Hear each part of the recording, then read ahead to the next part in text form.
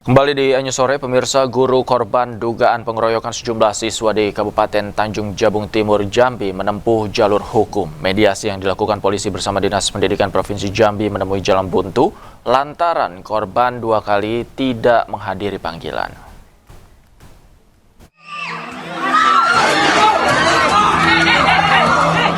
Polisi bersama Dinas Pendidikan Provinsi Jambi serta sejumlah pihak terkait menggelar mediasi kasus pengeroyokan guru yang dilakukan sejumlah siswa di SMK Negeri 3 Kabupaten Tanjung Jabung Timur, Jambi.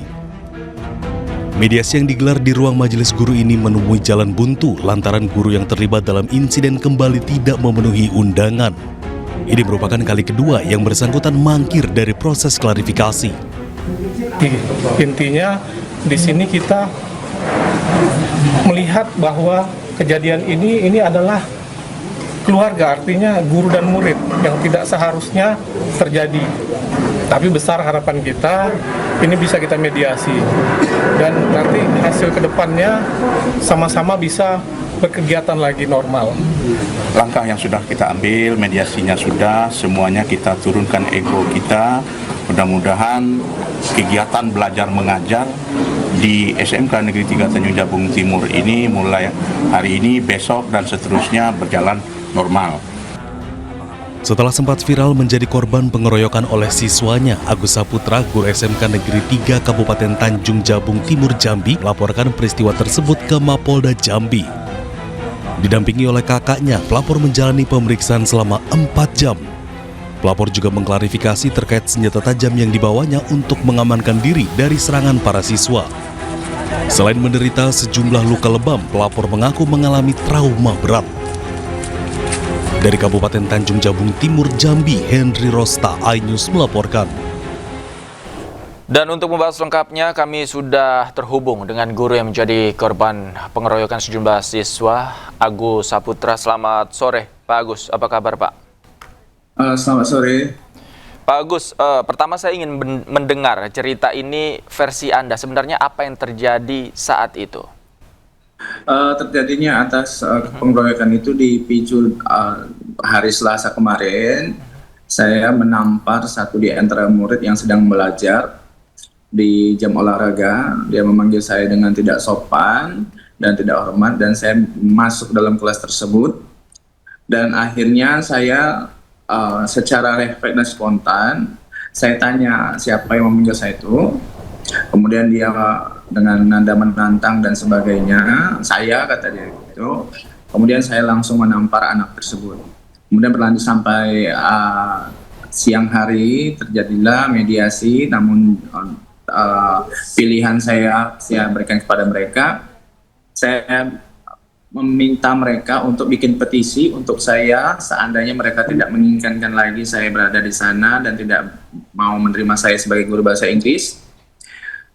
Dan kedua, saya meminta untuk mereka merubah perilaku mereka untuk lebih baik lagi. Baik, Pak Agus, ini videonya kan viral. Di dalam video tersebut Anda juga memegang senjata begitu. Apa yang saat itu terjadi? Mengapa kemudian Anda memegang senjata? Sebenarnya tujuannya untuk apa? Iya betul, saya untuk membubarkan mereka. Secara pribadi saya memegang dua senjata memang betul sesuai dengan video, agar mereka bubar dan kembali seperti biasa. Akhirnya itu tidak terjadi, tapi malah sebaliknya saya dilempar dengan batu dengan anak-anak. Kemudian saya mengejar, proses pengejaran dalam video tersebut. Dan itu cuma masih dilempar dengan anak-anak, masih bersih tegang seperti itu. Dan akhirnya saya mengalah, akhirnya masuk ke dalam ruang guru tersebut. Pengeroyokan itu dilakukan pada saat jam belajar mengajar? Iya betul, dalam proses KBM, kegiatan belajar mengajar di SMK tersebut. Spontan saja murid-murid Anda melakukan pemukulan kepada Anda, Pak? Ya, setelah mediasi mereka meminta saya untuk meminta maaf atas dasar yang tidak saya lakukan. Sehingga saya memberi kesempatan mereka untuk memilih opsi. Saya dibikin petisi oleh anak-anak tersebut tidak menerima saya lagi sebagai guru, karena kejadian ini sepanjang tahun, Pak. Saya dibully secara verbal dengan anak-anak laki-laki kelas 1 ATP, kelas 2, kelas 3. Namun tidak semua, memang ada anak-anak tertentu yang sepanjang tahun sampai detik ini saya diperlakukan tidak pantas oleh mereka, anak-anak tersebut. Ini berlangsung selama bertahun-tahun selama saya mengajar di sana. Saya mengajar di sana selama 15 tahun, namun saya baru bertindak kali ini. Saya mengambil sikap bahwa tidak sepantasnya guru diperlakukan seperti itu. Maka dengan saya berat hati, kemarin saya mempertimbangkan berbagai hal, berbagai pihak dan sebagainya. Ini kali pertama saya menampar anak sejak saya bekerja di situ dari 2012 sampai dengan 2026 ini. Saya mendapat perlakuan buruk dari sekolah, dari guru juga, dari murid tambah lagi. Jadi banyak pihak di warga sekolah di SMK itu yang membuat saya menjadi tidak nyaman dengan saya menertibkan mereka, dengan menertibkan secara kedisiplinan, tapi mereka tidak terima, sehingga saya memang tidak punya teman di SMK tersebut. Sehingga itu yang memicu yang saya memendam ini selama 15 tahun ini. Saya puncaknya pada hari Selasa kemarin itu dengan kejadian mereka bertambah jadi seperti itu. Oke, izin saya satu-satu mengurai ini ya agar pemirsa juga mengerti. Pak Agus, artinya Anda mendapatkan perlakuan buruk di sekolah itu sudah lama? Sudah lama. Namun saya menahan ego saya, memupuk kesabaran saya sampai dengan saat ini. Hinggalah puncaknya hari Selasa kemarin, anak tersebut kurang ajar dan saya refleks spontan menampar dia 1 kali, dan kenyataannya di lapangan mereka malah membuat saya mengkeroyok seperti ini. Itu terjadi di kelas tapi ditahan sama guru olahraga. Kemudian di jam siang itu kembali terjadi setelah mediasi untuk saya sampaikan kepada mereka menolak dua opsi tersebut. Iya, apa saja bentuk perlakuan buruk yang Anda terima di sana? Kami dapat info juga ada semacam panggilan-panggilan atau istilah prince dan lain sebagainya. Ini juga itu panggilan akrab saya dengan anak-anak. Dengan itu saya merasa nyaman, itu untuk panggilan. Kemudian panggilan-panggilan yang tidak pantas itu woi, kau, dan berbagai kata kasar binatang yang saya dapatkan selama di sana. Ini sering terjadi, Mas, tapi pihak sekolah hanya memberikan teguran dan tidak memberikan sanksi secara tegas, dan ini berlarut-larut sehingga inilah modelnya seperti ini. Oke, artinya Anda sudah melaporkan kepada pihak sekolah ya, bentuk perlakuan yang Anda terima pada saat itu. Oke. Anak tersebut yang memukulkan itu seharusnya tidak naik kelas, tapi dengan pertimbangan banyak hal, dengan menurunkan ego saya juga, sehingga itu tetap dinaikkan. Nah, itu saya bingung. Saya berjuang sendiri rasanya di SMK itu untuk menegakkan bahwa anak-anak yang tidak pantas untuk naik tapi dinaikkan juga. Nah, itulah saya merasa tidak punya teman, tidak punya yang bisa membantu saya. Jadi saya pasrah selama 15 tahun di sana. Saya berusaha untuk berperilaku dan bersabar terus-menerus sepanjang tahun, Mas. Pak Agus, anak yang memanggil Anda dengan sebutan tidak pantas adalah anak yang sama yang melakukan pemukulan pada Anda?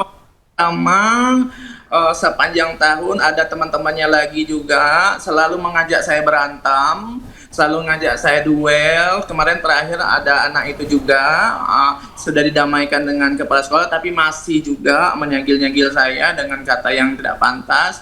Setiap hari seperti itu sepanjang tahun, Mas. Rasanya ya macam apa saya kalau tidak punya emosi selama bertahun-tahun itu. Oke. Pak Agus, tadi Anda katakan bahwa pengeroyokan itu sebenarnya terjadi setelah mediasi sempat dilakukan ya. Sebenarnya ya, ini mediasi pertama Anda hadir di sana. Mediasi setelah keroyokan. Sebelum pengeroyokan itu ada mediasi yang dilakukan. Iya, saya dengan anak murid. Oke, ada siapa saja yang hadir pada saat itu? Semua murid dan semua guru, kecuali kepala sekolah yang tidak hadir pada waktu itu. Oke, pada saat mediasi guru-guru juga hadir. Namun pada saat pengeroyokan itu apa yang dilakukan oleh guru-guru yang lain, kemudian mungkin staf sekolah? saat pengeroyokan tidak berusaha untuk mengelerai, tapi setelah saya terdorong ke belakang masuk ke pintu ruang guru. Nah, di saat situlah guru-guru berusaha untuk menutup terali pintu ruang guru. Dalam video tersebut tidak ada satu orang pun guru yang terlibat untuk memisahkan mereka dari saya. Oke. Kemarin ada 2 kali mediasi yang dilakukan yang melibatkan kepolisian. Kemudian dikatakan Anda tidak hadir. Apa yang menjadi alasan Anda tidak hadir? Betul. Jadi saat mediasi pertama pada hari Rabu, saya ditawarkan harus ketemu dengan perangkat desa dan segala macam. Waktu itu hari Selasa, kondisi saya hari Selasa itu kondisinya babak belur, jam 4, saya disarankan untuk mereka untuk datang. Saya mengatakan seperti ini, kalau nyawa saya aman dengan kedatangan saya, tolong saya videokan satu di antara para orang yang berkepentingan dalam ini kepolisian untuk mengamankan saya. Tapi mereka tidak respon, sehingga saya mengambil sikap. Saya tidak mau mengambil kemungkinan terburuk. Akhirnya saya pulang dijemput keluarga pada saat itu hari Selasa. Kemudian hari berikutnya mediasi, datanglah itu polsek dan sebagainya. Setelah jam 1 atau jam 2 jam siang, mereka menelpon saya dengan untuk video call atau sebagainya, tapi dengan keadaan saya yang sudah makin memburuk, sehingga saya tidak memungkinkan untuk ke sana dan juga video call. Apalagi pada saat kejadian, setelah kejadian saya terus mendapatkan WA, telepon dan sebagainya dari berbagai pihak yang membuat saya semakin terpuruk, sehingga saya mewakilkan itu dengan abang saya pribadi sampai saat ini. Oke. Anda juga sudah melaporkan peristiwa ini ke polisi. Siapa saja yang Anda laporkan? Betul, semua anak-anak yang terlibat, kepala sekolah, wakil kurikulum, guru-guru yang tertentu, saya laporkan semua. Karena saya menuntut keadilan di sini, mereka saya sudah bicarakan secara musyawarah, namun mereka membiarkan hal ini berlanjut-lanjut. Anda yakin bahwa pihak sekolah tahu sebenarnya sudah lama ini berlangsung? Tidak tahu, tapi mereka memang membungkam karena topologi atau geografis penduduk mereka tinggal di sana. Mereka mungkin menjaga keamanan atau sebagaimana bentuk dari segala sesuatu yang mereka anggap aman. Mereka menjaga mulut dan telinga mereka agar tidak terlalu seperti saya. Saya satu-satunya orang yang di sana terlalu vokal mungkin dianggap atau terlalu kritis, membentuk karakter mereka menjadi lebih baik, sehingga mereka merasa ini tidak perlu. Namun kenyataannya di lapangan mereka membiarkan ini berlarut-larut. Contoh kasus waktu itu di BAP di Polsek Berbak, mereka mengatakan hanya saya yang mendapatkan perlakuan buruk dari anak-anak Berbak, tapi semua guru yang pernah mengajar di Berbak itu mendapatkan kelakuan buruk mereka, tapi mereka menutupi. Itu yang saya kesalkan, kenapa menutupi perilaku anak dari tahun ke tahun. Setiap itu menjadi hal yang kebiasaan, sehingga anak yang tidak bermoral pun, anak yang nakal itu selalu naik di dalam SMK itu. Baik, Pak Agus, apa menurut Anda, apa yang membuat murid-murid ini sampai begitu berani melakukan pengeroyokan dan membuli guru di sana? Karena proses pembiaran ini berlarut-larut, Mas. Jadi pembiaran di sekolah, regulasi undang-undang kita, terutama internal, sebelum kita jauh ke mengenai regulasi pendidikan kita, ini sangat internal sekali, bahwa kekompakan guru tidak ada.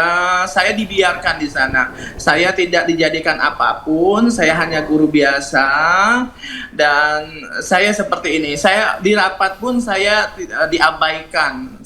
Saya tidak dipedulikan di sana, Mas.